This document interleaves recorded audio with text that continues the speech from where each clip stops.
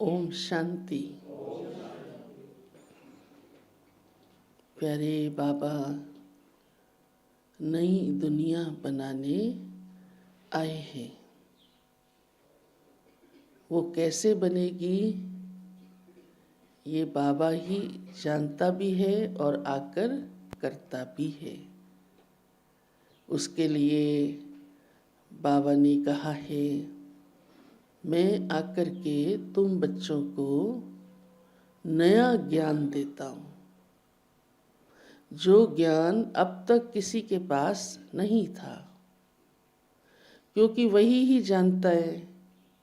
वो दुनिया का रचयिता है, आदि मध्य अंत तीनों कालों को जानने वाला है, ज्ञान का सागर है, त्रिनेत्री है।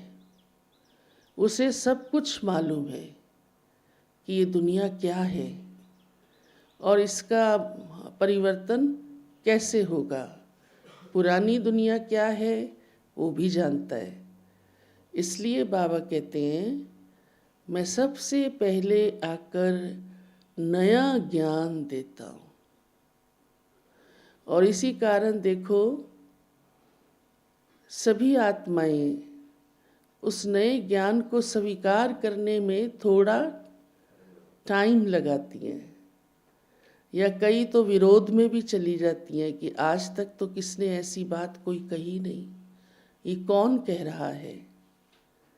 और जिनको ये समझ में आता है कि ये कौन कह रहा है, कोई मनुष्य नहीं कह रहा, स्वयं भगवान ने बताया है, वो तुरंत उसे स्वीकार कर लेते हैं। और वो वही आत्माएं हैं जो नई दुनिया में जाने वाली होंगी, माना देवता कुल की आत्माएं होंगी। और वो कौन है? आप सभी। और वो थोड़े ही होंगे, सारे नहीं होंगे, क्योंकि सभी तो नई दुनिया में जा ही नहीं सकते। तो आज बाबा ने ये राज की बात सुनाई है। तो देखो, शुरू में तो इस ज्ञान के प्रति कितनी ऑपोजिशन हुई कि ब्रह्मा कुमारियाँ भ्रम फैला रही हैं। हाँ, आज तक तो किसी ने ये कहा ही नहीं कि वो सर्वव्यापी नहीं है, और ये कहती हैं वो सर्वव्यापी नहीं है।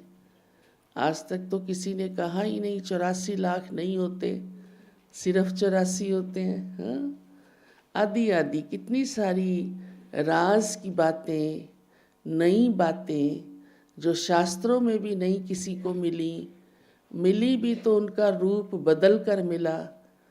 तो बाबा हमें सहज ही नए राज को सुनाकर, ज्ञान ऐसा जो नया राज बाबा सुनाते हैं, और उससे सहज नई दुनिया आ जाती है।